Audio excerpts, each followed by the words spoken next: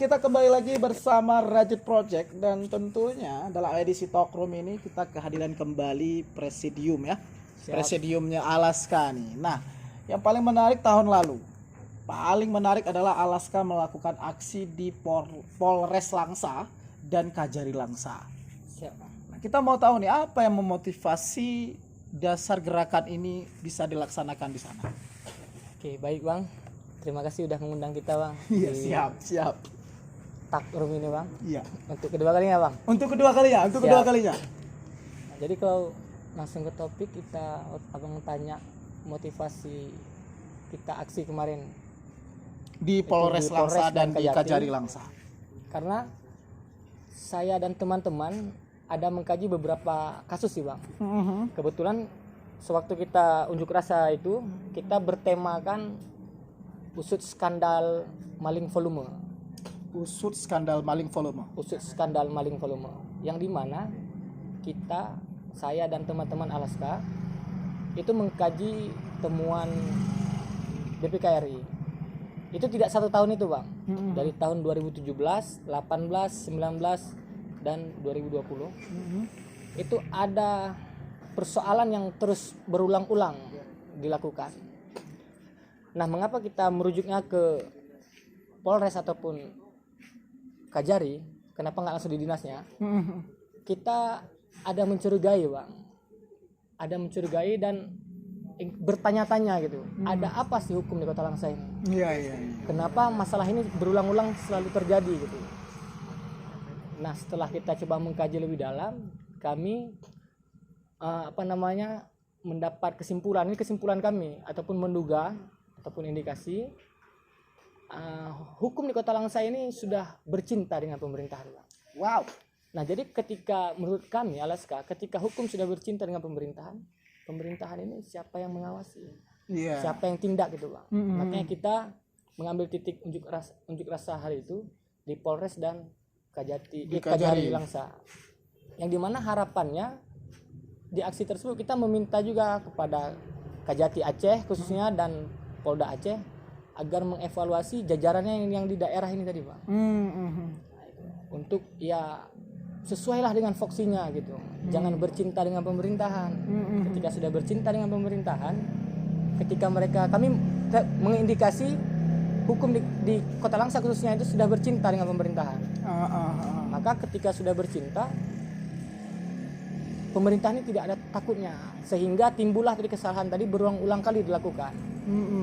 Karena apa Bang? Karena ketika kita sepahaman kami yang kami pelajari tentang hukum, yang namanya tindak pidana korupsi itu yang kami pelajari itu bukan hanya temuan Bang, bukan berdasarkan temuan. Temuan itu terjadi atas adanya niat tadi. Iya. Dan kita mengkaji 2, 3, 4 tahun memang niat ini tadi Bang. Jadi kita belajar hukum tindak pidana korupsi ini dimulai darinya niat. Iya. Bukan dari temuan. Karena diawali dari niat tadi, hukum sudah bercinta, tidak ada yang tindak lanjut, makanya terjadi temuan itu terus. Contoh yang menguatkan kami lagi, sudah bercintanya hukum di Kota Langsa ini. Baru-baru beberapa bulan yang lalu kita ketahui viralnya berita ini Bang, pembangunan jalan, pengaspalan jalan di Kodim itu, di jalan samping Kodim itu. Itu dengan temuan sekitaran belasan juta itu bisa diperiksa oleh Kajati Aceh. Nah, Kenapa sejauh itu mestinya? Timbul pertanyaan nih dari teman-teman Alaska. Seharusnya kan Kajati itu memeriksa temuan-temuan yang ya di atas 2 miliaran. Indikasi besar. Ya. Tetapi kenapa belasan juta sampai diperiksa oleh Kajati Aceh? Berarti ada sesuatu. Ada sesuatu hukum di Kota Langsa ini. Karena yang kita pelajari ya yang seperti saya sampaikan tadi Bang. Maka muncullah tuntutan dari kawan-kawan Alaska melihat fenomena ini agak lain nih. Nah, kira-kira apa? Sebenarnya bukan fenomena sih Bang, itu pembuktian. Kenapa kita mendemo Polres dan Kajati pada saat itu? Kajari maksudnya. Maksudnya Kajari Langsa dan Polres Langsa ya. Karena kita sudah tidak percaya hukum di Kota Langsa ini. Karena sudah ada indikasi menurut teman-teman Alaska, hukum di Kota Langsa sudah bercinta dengan pemerintahan. Dan yang menurut kami hemat teman-teman Alaska terbukti Bang beberapa bulan yang lalu itu. Dan dalam aksi itu kawan-kawan juga ada menuntut sesuatu. Boleh nggak kita tahu?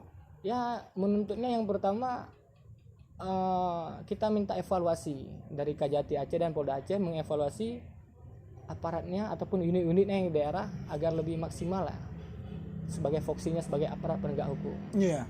Karena yang menurut kami ketika hukum itu sudah bercinta dengan pemerintahan dengan semena-mena Akan bebas. akan bebas. Kemudian kita meminta juga ya para CV proyek tadi yang sering sekali melakukan kesalahan-kesalahan yang sama itu agar di backlist, Bang. Kita pernah juga duduk dengan pihak Polres berbicara perihal itu segala macam ya. Buktinya juga sehemat kami belajar hukum bukan karena temuan. Jadi ada jawaban itu kan sudah dikembalikan. Tetapi kita mengkaji temuan BPK tadi yang dimana pengajuannya. Misalkan saya mengajukan pembangunan kita bilang Bang dinding. Itu setebal 20 cm. Nah, ketika pengajuan 20 cm, pekerjaannya hanya 5 cm, Bang. Yeah. Nah, berarti itu sudah ada niat. Nah, ada 15 cm kekurangan. Tetapi ketika pengajuannya 20 cm, ketika dikerjakan 17 atau 15, kita masih bisa menganggap ini ada pancaroba, kikisan alam, badai, hujan. Yeah. Tetapi ketika kekurangannya itu 5 sampai 10 atau 2-3 kali lipat, berarti kan ini bukan hanya temuan, Bang, tetapi sudah ada niat. Yeah. Karena kita belajar hukum di bagian tindak pidana korupsi itu bukan didasari oleh temuan, tetapi didasari oleh niat tadi. Niat dia mau mencuri. Nah, tadi sudah ada menyampaikan langsung ke pihak Polres tadi ya. Sudah. Bahwasanya ada indikasi seperti itu. Nah, Kajari sendiri bagaimana? Pada saat itu Kajari Langsa bahkan menjawab kami juga sedang menunggu hasil pemeriksaan BPK RI terhadap temuan di Tanggul Pusung Langsa. Tanggul Pusung Langsa. Dan kami pikir hari ini itu hoax, Bang. Karena sampai saat ini itu tidak ada tindak lanjutnya. Sedangkan kami sampai saat ini tidak ada lagi yang dibilang seperti yang disampaikan Kajari. Bukan Kajari, maaf, perwakilan dari Kajari saat itu, Bang. Ada kasih 2 orang. Padahal pada saat itu kita membawa data yang lengkap, temuan-temuan tadi. Kalau memang niatnya memang benar ingin menegakkan hukum gitu, Bang. Berarti tindakan itu sampai saat ini belum ada. Nah, dan itu membuat Alaska juga nggak bisa diam lagi nih. Ya, bukan nggak diam, memang nggak percaya lagi gitu, Bang. Makanya kita minta Kajati Aceh dan Polda Aceh agar mengevaluasi jajarannya di tingkat daerah. Wow.